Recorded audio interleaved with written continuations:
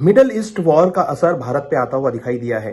भारतीय शेयर बाजार पे इसका एक नेगेटिव इंपैक्ट पड़ता हुआ नजर आया है। हमने देखा है कि मिडल ईस्ट में जो भी वॉर हो रहा है उसकी वजह से क्रूड के भावों में आग लगती हुई नजर आई है।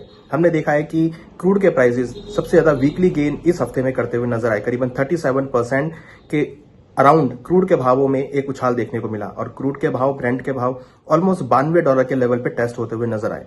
तो इसका असर हमने इंडियन मार्केट पे भी आता हुआ देखा, क्योंकि कहीं ना कहीं मिडल ईस्ट में जो वॉर हुआ उसका टेंशन की वजह से हमने देखा भारतीय शेयर बाजार के अंदर एक गिरावट का माहौल रहा। अगर हम पिछले हफ्ते के आंकड़ों की बात करें तो निफ्टी करीबन 2.5% के से ज्यादा की गिरावट के साथ करीबन 24,450 के लेवल पे बंद होती हुई नजर आई।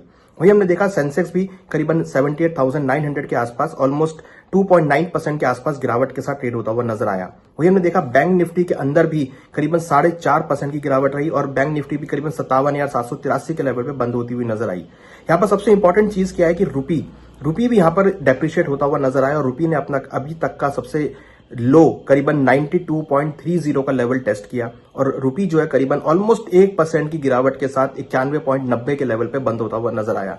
तो अगर हम देखें तो जो मिडल ईस्ट का इंपैक्ट है वो भारतीय बाजार पे पड़ता हुआ नजर आया। और पिछले हफ्ते अगर हम एफआईआईज की बात करें तो एफआईआईज ने करीबन 21,830 करोड़ की नेट बिकवाली करी और वहीं अगर हम डीआईएस की बात करें तो डीआईएस की तरफ से ऑलमोस्ट 32,700 करोड़ की खरीदारी देखने को मिली। तो एफआईआईज की बिकवाली की वजह से हमने देखा कि कहीं ना कहीं भारतीय बाजारों में एक नेगेटिव सेंटीमेंट बनता हुआ नजर आया और यहां पर रूपी के अंदर भी अगेन गिरावट देखने को मिली। तो अगर हम बात करें अगले हफ्ते की तो अगले हफ्ते भी लग रहा है कि मार्केट में कुछ एक मिक्स ट्रेंड आपको देखने को मिल सकता है। हालांकि जो इंटरनेशनल कारण चल रहे हैं वो सही नहीं है, उसकी वजह से कहीं ना कहीं मार्केट में कुछ दबाव और देखा जा सकता है।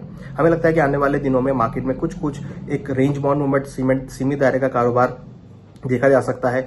क्रूड के प्राइस जो बढ़ रहे हैं वो एक थोड़ा सा टेंशन वाली बात है, क्योंकि इससे आगे इन्फ्लेशन बढ़ने का खतरा रहेगा। प्लस जो भी मिडल ईस्ट में वॉर हो रही है उसकी वजह से जो भी व्यापार है, इंपोर्ट एक्सपोर्ट है, वो यहाँ पर हर्ट हो सकता है।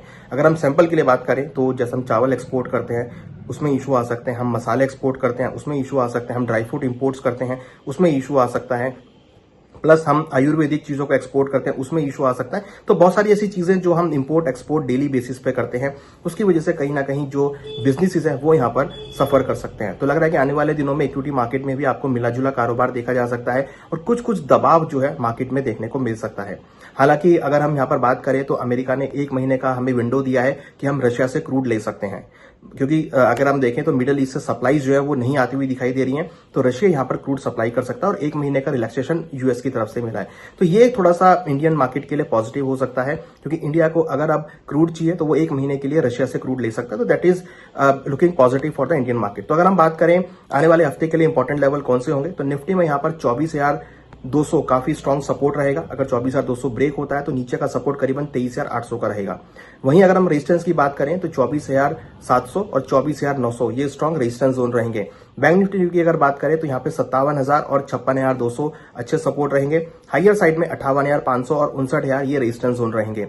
रूपी की अगर बात करें तो यहाँ पे करीबन 91 और 90 अच्छा सपोर्ट रहेगा और हायर साइड में 93 से लेकर 94 एक रेजिस्टेंस जोन रहेगा। हमें लगता है कि इस रेंज के बीच मार्केट ट्रेड कर सकता है और काफी वॉलेटिलिटी आपको यहाँ पर देखने को मिल सकती है, क्योंकि जिस तरीके से वॉर सिचुएशन है तो लग रहा है कि इंडियन स्टॉक मार्केट में रूपी के अंदर कुछ दबाव आपको हायर लेवल पे देखने को मिल सकता है और जंप भी आपको तुरंत देखने को मिलेगा। तो काफी वॉलेटिलिटी यहाँ पर हो सकती है। तो हमें लगता है कि मार्केट जो है काफी रेंज बाउंड रहेगा और एक मिला जुला कारोबार आपको भारतीय इकोनॉमी में, भारतीय शेयर बाजार में रूपी के अंदर देखने को मिल सकता है।